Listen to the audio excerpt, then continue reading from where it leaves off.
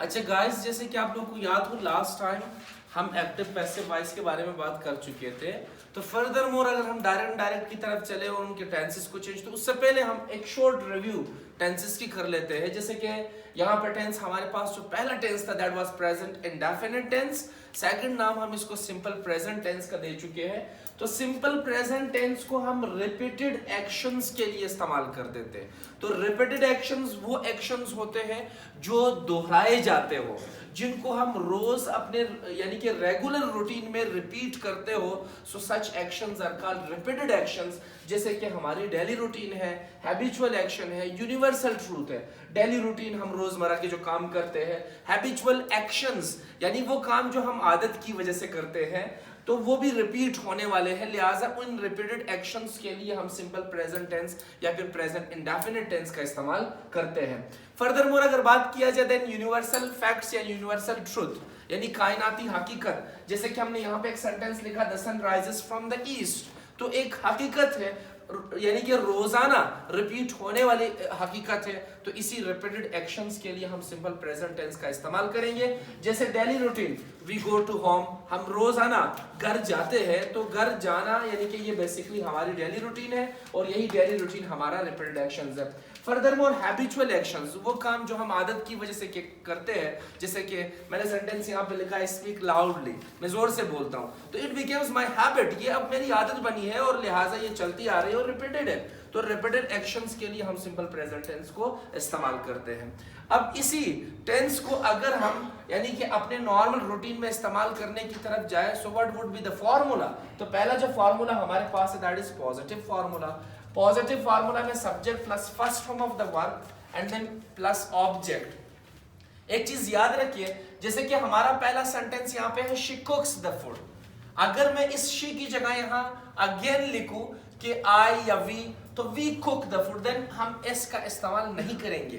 तो जो रूल आपको बताने की तरफ जा रहा हूं, सबसे पहला रूल यही है, if your subject is plural, अगर आपका सब्जेक्ट प्लूरल है यानी कि वी है, यू है, दे है, ठीक है, या यानी कि एक से ज्यादा नाउन है या नेम्स है। If your subject is plural, अगर आपका सब्जेक्ट प्लूरल है, तो आप first form of the verb के साथ एस ई एस या आई ई एस का इस्तेमाल नहीं करोगे।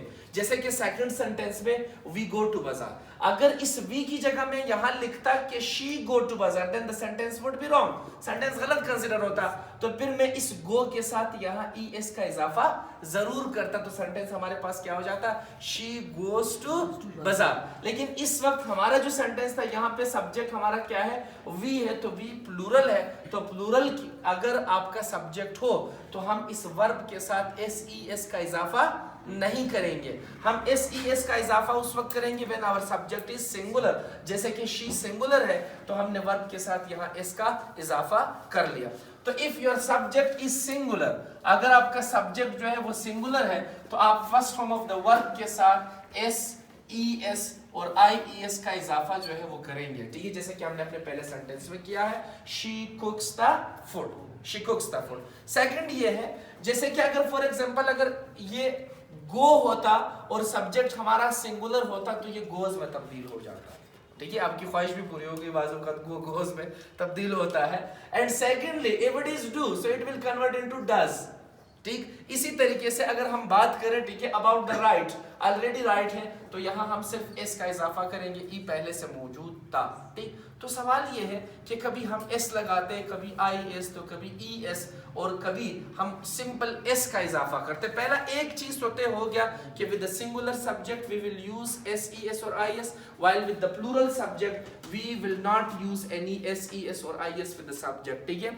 तो लिहाजा अब अगर सेकेंडली हम बात करें कि एस किस वक्त इस्तेमाल होता है, ई एस और आई एस, सबसे पहली बात ये, आप कुछ लेटर्स को याद रखें। अगर किसी भी लेटर यानी किसी भी वर्ड के एंड में लेटर सी एच आ जाए, एस एच आ जाए, ओ आ जाए, या फिर एक्स आ जाए, या फिर डबल एस हो, या फिर एस हो, या फिर जेड हो, तो याद रखिए इन वो वर्ड जो इन लेटर्स पर एंड हो, आप उनके आखिर में ई एस का इजाफा करेंगे। किस चीज का इजाफा करेंगे, ई एस का। जैसे कि फॉर एग्जांपल सी एच है, ठीक है, सी एच है, like watch, it will be watches, es का हम इजाफा करेंगे. If it is catch, so it will be catches. देखो ch का ch है तो we will at the end increase es. ठीक है. इसी तरीके से अगर go है so it will convert into goes, do है does. इसी तरह x है तो it will be mix or mixes. ठीक, fix fixes. तो अगर आपका वर्ड इन लेटर्स पर एंड हो तो आप es का इजाफा करेंगे, लेकिन शर्त ये है कि अगर यही वर्ड सिंपल प्रेजेंट टेंस में आपने इस्तेमाल किया हो और सिंपल प्रेजेंट टेंस में भी इस्तेमाल करने के बाद आपका सब्जेक्ट सिंगुलर हो. तो अगर सब्जेक्ट सिंगुलर नहीं है तो प्लूरल है तो प्लूरल सब्जेक्ट के साथ आप ये रूल अप्लाई नहीं करेंगे. लाइक लेट्स सपोज मैं एक सेंटेंस बनाता हूं कि she goes to school. She goes to school.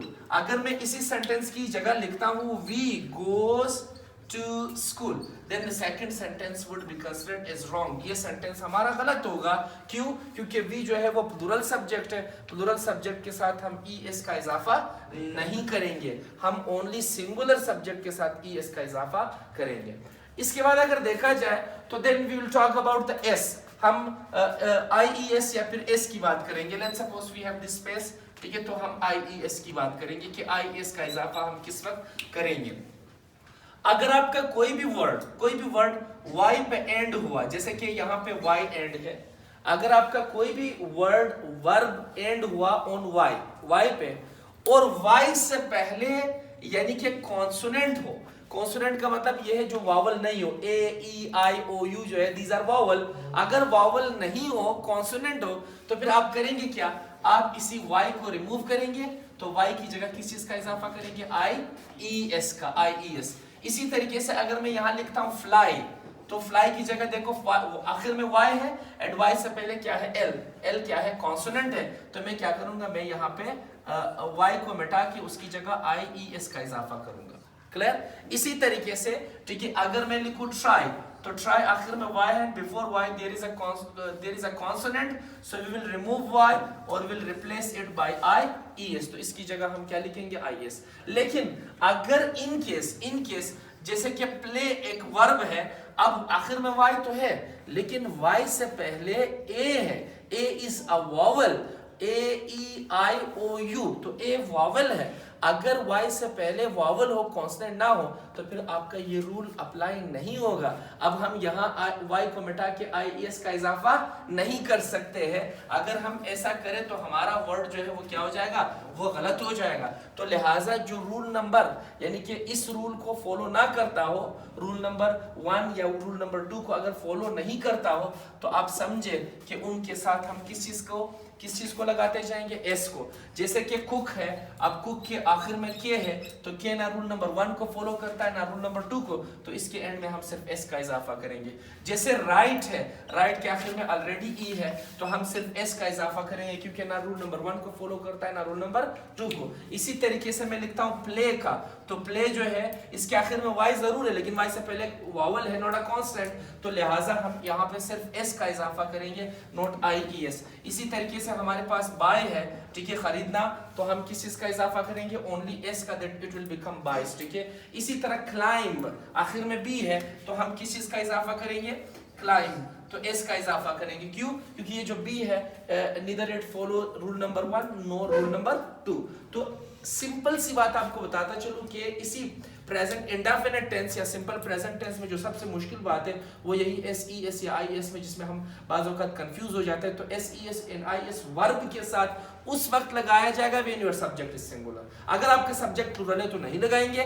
Secondly किस वक्त लगाएंगे, रूल 1 रूल 2 एंड रूल 3 में हमने आपको इन 3 रूल्स के अंदर आपको बता दिया. फर्दर मोर अगर सेंटेंसेस को हम चेंज करना सीखे so it is very easy, जैसे हमने पहले चेंज किए थे. Like the first sentence is she cooks the food. If we are going to change it into negative, तो she cooks है, ऑलरेडी यहाँ पे s इस्तेमाल हो गया, तो लिहाजा हमारा सब्जेक्ट सिंगुलर है. सिंगुलर सब्जेक्ट के साथ नेगेटिव स्टेटमेंट में हम does, while with plural subject we will use do. तो sentence she cooks the food, in negative statement she does not cook the food. यहाँ हम दोबारा s का इजाफा इसलिए नहीं करेंगे क्योंकि ऑलरेडी हम हेल्पिंग वर्ब के साथ कर चुके हैं. ठीक. इसी तरह we go to बाजार, we do not go to बाजार. ठीक. तो वी प्लूरल है, प्लूरल के साथ हम क्या इस्तेमाल करेंगे, डू. ठीक. इसी तरह अगर इन्हीं स्टेटमेंट को हम इंटरोगेटिव में चेंज करना चाहें तो डू और डज जो है वो आपका हेल्पिंग, यानी कि डू और डज जो आपके हेल्पिंग वर्ब है ये सब्जेक्ट से पहले आ जाएंगे। जैसे कि does she cook the food and do we go to बाजार। So our first sentence was she cooks the food, in negative she does not cook the food, does she cook the food. Clear? She climbs over the mountain, she does not climb over the mountain, does she climb over the mountain? Clear? I drive a car. I do not drive a car. Do I drive a car? So positive, negative और interrogative statement हम इन्हीं फॉर्मूलों को देखिए हम interchange कर सकते हैं। ठीक? While we'll talk about the formal and informal formulas too. यहाँ तक अगर किसी को कोई मुश्किल हो, so may ask about the topic till here. Ji, that's it till here. Thank you.